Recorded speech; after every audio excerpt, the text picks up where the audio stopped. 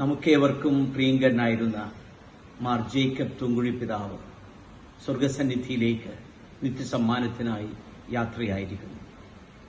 94 വർഷം ഈ ഭൂമിയിൽ എല്ലാവർക്കും സംലബ്ധനായി ജീവിച്ചു. പ്രത്യേകിച്ച് 69 വർഷം നീണ്ട പൗരോഹിത്യ ജീവിതത്തിൽ 3 രൂപതകളുടെ അജപാലന ശുശ്രൂഷ നേതൃത്വം പിതാവ് വളരെയേറെ സ്തുത്യർഹമായി നിർവഹിച്ചിട്ടാണ് ഈ ലോക ജീവിതത്തിലെ ദൗത്യം പൂർത്തിയാക്കിയത്.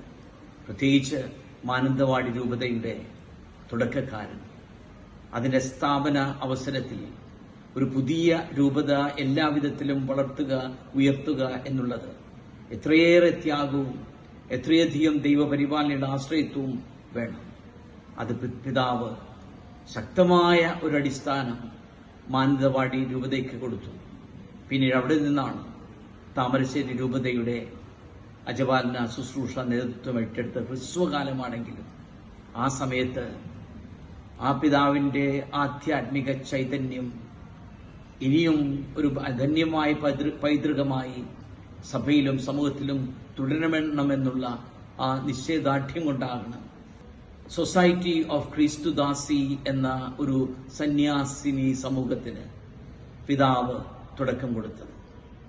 യഥാർത്ഥത്തിൽ പിതാവ് വളരെ ഹ്രസ്വകാലം അവിടെ ശുശ്രൂഷന് ശേഷം പിന്നീടാണ് തൃശൂർ അതിരൂപതയിലെ നേതൃത്വത്തിലേക്ക് ശുശ്രൂഷയ്ക്കായി നിയോഗിക്കപ്പെട്ടത്. എല്ലാവിധത്തിലും എല്ലാവർക്കും എന്നും പ്രിയങ്കരനായിരുന്നു പിതാവ്. തൃശൂർ അതിരൂപതയിൽ മാത്രമല്ല, ഭാരത കത്തോലിക്ക മെത്രാൻ സമിതിയുടെ സെക്കൻഡ് വൈസ് പ്രസിഡന്റ് എന്ന നിലയ്ക്ക്, അങ്ങനെ ഭാരതീയ ദേശീയ തലത്തിലും പിതാവിന്റെ ശുശ്രൂഷയും കരുതലും എല്ലാവർക്കും അനുഭവവേദ്യമായിരുന്നു. എന്നും വളരെ ദീപ്തമായ ഒരു ജീവിത ശൈലി, എല്ലാവരോടും സൗമ്യതയോടെയും എളിമയോടെയും ലാളിത്യത്തോടും കൂടിയുള്ള ഒരു പെരുമാറ്റം, ഇടപെടൽ, അതാണ് തുങ്കുഴി പിതാവിനെ വ്യത്യസ്തനാക്കുന്നത്.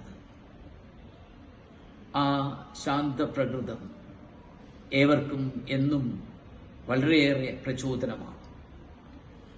തന്റെ അജപാലന ശുശ്രൂഷ നിർവഹണത്തോടൊപ്പം തന്നെ ആഴമുള്ള ആധ്യാത്മികത എന്നും ജീവിച്ച ഒരു പിതാവാണ് തുങ്കുഴി പിതാവ്.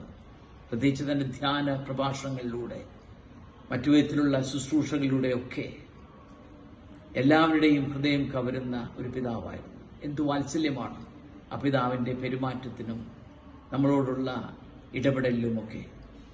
അങ്ങനെ നീണ്ട വർഷങ്ങളുടെ അജപാലന ശുശ്രൂഷയ്ക്ക് ശേഷം ഇതാ പിതാവ് സ്വർഗസന്നിധിയിലേക്ക് യാത്രയാകുന്നു. പിതാവ് എപ്പോൾ കണ്ടാലും നമ്മോട് പറയുന്നതാണ്, പ്രാർത്ഥിക്കാൻ, എനിക്ക് വേണ്ടി പ്രാർത്ഥിക്കാൻ മറക്കരുതേ. പിതാവിന് വേണ്ടി നമുക്ക് പ്രാർത്ഥിക്കാം. മാലാഖമാരോടും വിശുദ്ധരോടൊപ്പം സ്വർഗഭാഗ്യത്തിലായിരിക്കുമ്പോൾ പിതാവ് ഈ കേരള സഭയ്ക്ക് വേണ്ടി, നമുക്ക് ഓരോരുത്തർക്ക് വേണ്ടി പ്രാർത്ഥിക്കട്ടെ. ആ പിതാവിന്റെ ദീപ്തമായ സ്മരണയ്ക്ക് മുൻപിൽ ആദരാഞ്ജലികൾ അർപ്പിക്കുന്നു.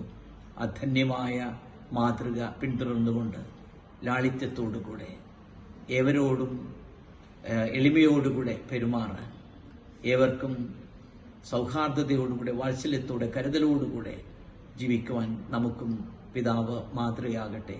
ദൈവം അനുഗ്രഹിക്കട്ടെ.